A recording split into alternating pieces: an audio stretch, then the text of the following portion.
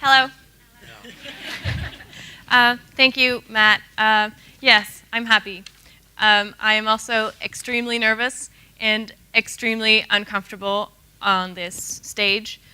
Not just because you all are looking at me, but also because I don't really feel like I've done anything to deserve this attention or to be here. I don't really feel important in my everyday life, or I feel pretty small. I do not feel like a hero at all. So I was struggling with this quite a bit when preparing for my talk, until I realized that, I don't want to talk about that. I don't want to talk about great deeds or my achievements or how awesome I am. I don't feel like that. I feel pretty small, and what I want to talk to you about is how even when you feel small, you can do things that matter, and it's the little things that we do that in the end make a difference. So if I'm not a hero, then what am I doing here on stage? Or why am I here? Because I'm you. 2 years ago in the audience at the Hero Roundtable in Michigan, and like most of you, or many of you, I had no idea what to expect when going. And after attending, and even after organizing this one, I still have trouble explaining what it is exactly. So to give you some framework, I would like to share with you what my experiences have been, some of my experiences, and how the Hero Roundtable came to the Netherlands, a brief history. So this is a quote by Eliezer Yudkowsky. He said, "You are personally responsible for becoming more ethical than the society that you grew up in." For me, as a young child, I used to see children on TV growing up in poverty, no food, no shelter, no parents. I remember wondering, how is this possible? Why is nobody doing anything? How can this be? And I told my dad, I don't want to have any children when I grow up. I don't want to have any children of my own. I want to adopt all of the orphans. Pretty naive, but I wanted to take responsibility, because if I wouldn't do it, who would? When I went to the Hero Roundtable, I realized that as a child, I had made many assumptions. I want to invite you to look in the room right now. Take a moment. I'll do that too.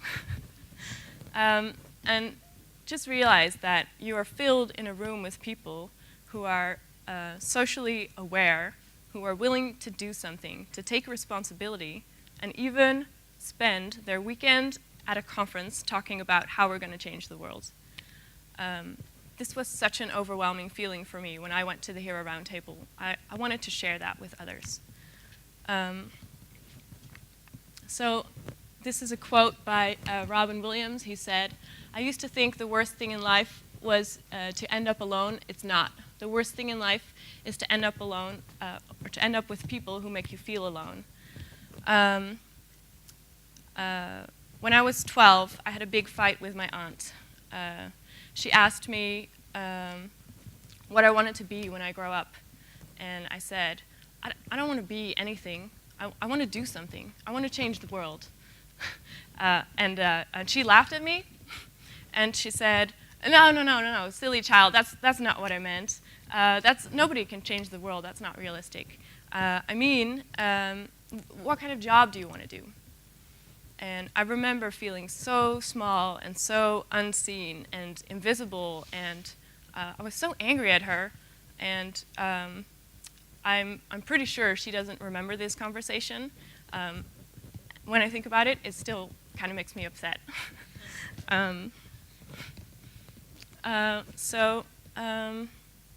When I went to the Hero Roundtable, it wasn't just that I met so many like-minded people who had gone through similar struggles and pains, and I didn't feel alone anymore. It was also that I realized that there were so many people who wanted to do something, that the world already is changing, and I already am a part of that change. And I think that's part of why we're here. Mother Teresa said, "I alone cannot change the world, but I can cast a stone across the waters and create many ripples." I used to believe that I could change the world alone. I was 19 and I flew to Peru to do it.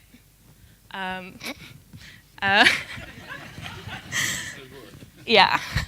I volunteered at an orphanage, yes. Still the 8-year-old girl. And what I found was, this is not a success story. What I found was a huge confrontation with my own naivete. I was very naive.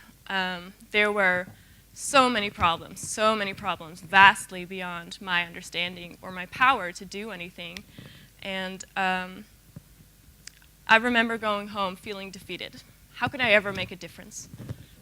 What can I do? Yeah. So at the Hero Roundtable, I heard a lot of stories, inspiring stories from experiences, knowledge, instructions about heroes. And I realized that I was not being told what a hero was. I was being invited to think of myself as a potential hero again. And looking back at my 19-year-old self, instead of thinking, oh, I was so silly, so naive, maybe my aunt was right. I remember looking back with compassion and understanding and remembering what it felt like to feel and believe that you have the power to change the world. And I think more people need to feel that way, which is part of why I'm bringing the roundtable here.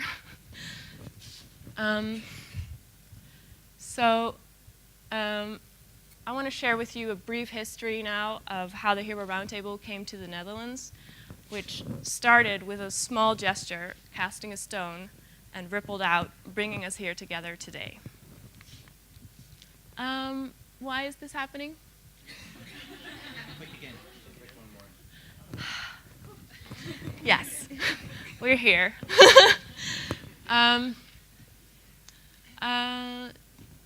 Yes, is this, no? No. There's one missing. This was a picture with me and Phil. I'll tell the story. Okay, I promise you, look on my Facebook. There was a picture here, a selfie with me and Phil when I met him in the US. Okay, so when I was 25, I met Phil in the US, and he was giving a host lecture about heroism. I had expected him to talk about Stanford Prison Experiment. He talked about heroism.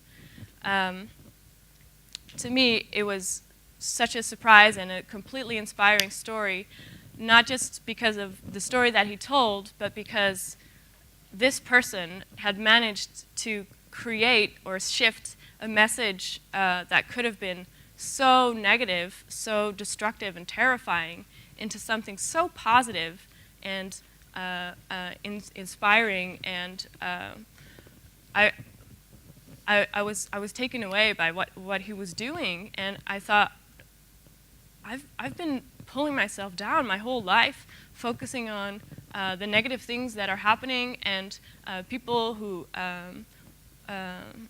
tell me that I'm silly and naive. I was touched, and I found a little part of myself again, and I wanted to do something in return. And Phil gave me that opportunity when he asked for a donation at the end of his lecture. And I walked up to him thinking, like, this is not going to do anything, it's not going to make any difference, but I want to do this for myself. to give something back. So I gave him $10 and my email address, and I said, if you ever need any help, I'm a psychologist too, just let me know. Well, little did I know that I had just cast a stone, because a week later, Philip Zimbardo actually emailed me back, and he said, you know what, there's this conference about heroism, you should come. And, well, as you know, I did then. And at the conference, I met Phil again. I met many like-minded people. I made many friends. I met Matt Langdon, and he shared a little bit. He inspired me, supported me, helped me bring the conference to the Netherlands. So the conference where you are right now is one of the examples of how casting a little stone, a small symbol of $10, rippled out, bringing us here together today. And I want to close with a message saying, even when you feel really small, you can do things that matter. And it's with the little things that we do every day that ripple out and eventually make a difference. Thank you.